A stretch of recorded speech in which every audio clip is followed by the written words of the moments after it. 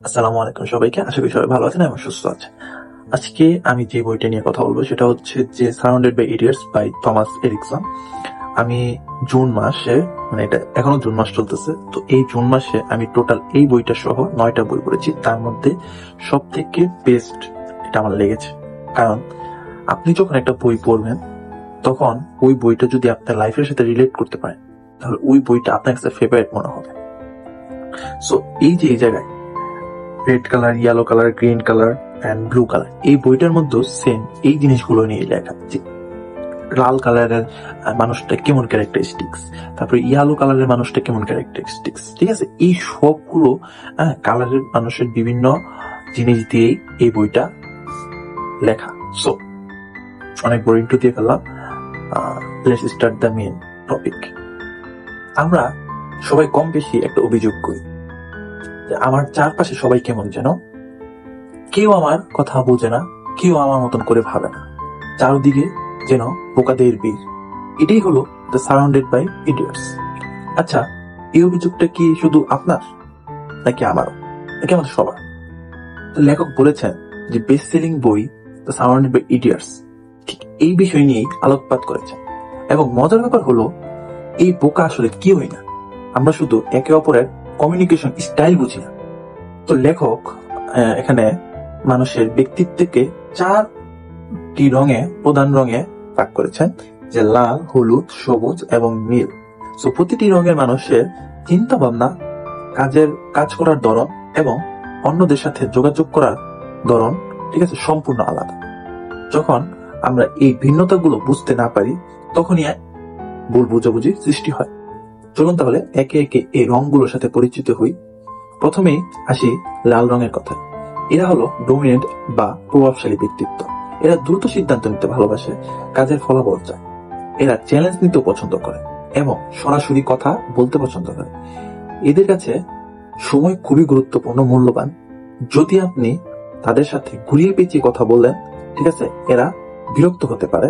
ধরুন আপনার অফিসের বস যদি আপনাকে কোনো কাজ দেয়, তাকে সরাসরি তাকে ফলাফল জানান, ঠিক আছে, তার সাথে সরাসরি কাজের কথা বলুন, ঘুরিয়ে পিছিয়ে কোনো কথা বলবেন না।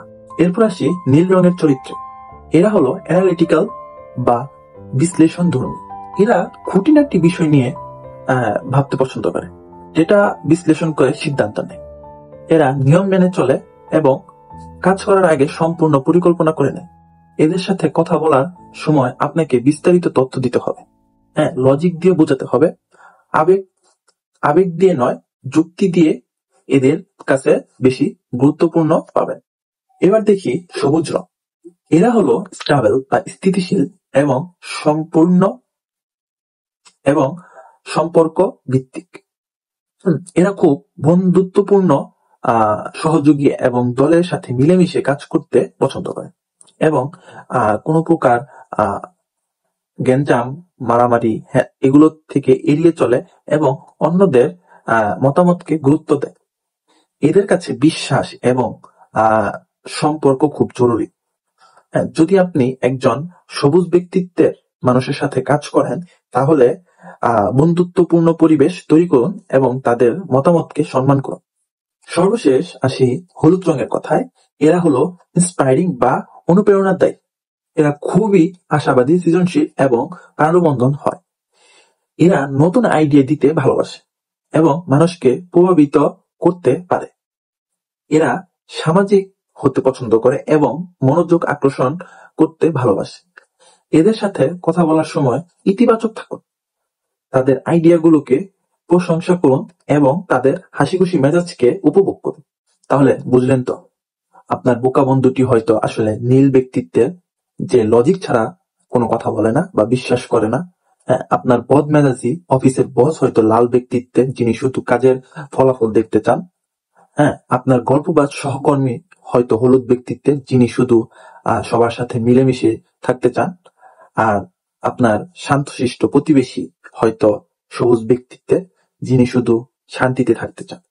এই বইয়ের মূল বার্তা হলো, আমরা একে অপরের কমিউনিকেশন স্টাইল এবং ব্যক্তিত্বের ধারণ বুঝতে পারি, তো তখন আমরা কার্যকরভাবে যোগাযোগ করতে পারি।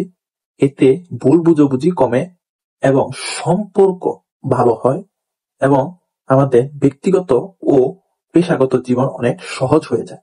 আপনি যদি আপনার কর্মক্ষেত্রে, পরিবারে বা বন্ধুদের সাথে সম্পর্ক উন্নতি ঘটাতে চান, তাহলে এই বইয়ের ধারণাগুলো আপনাকে দারুণভাবে সাহায্য করবে। এটা আপনাকে শেখাবে কিভাবে আপনার নিজের স্টাইল চিনবেন এবং মানুষের স্টাইলকে সম্মান করে তাদের সাথে সফলভাবে যোগাযোগ করবেন। তো এই বইটা এগুলোই শিখাবে মেইনলি। সো আজকে ভিডিওটা এই পর্যন্তই ছিল। আশা করি সবার ভালো লেগেছে। সো দেখা হবে আপনাদের সাথে আবারও কোনো নতুন বুক রিভিউতে। টিল দেন সবাই ভালো থাকবেন, সুস্থ থাকবেন। আল্লাহ হাফেজ।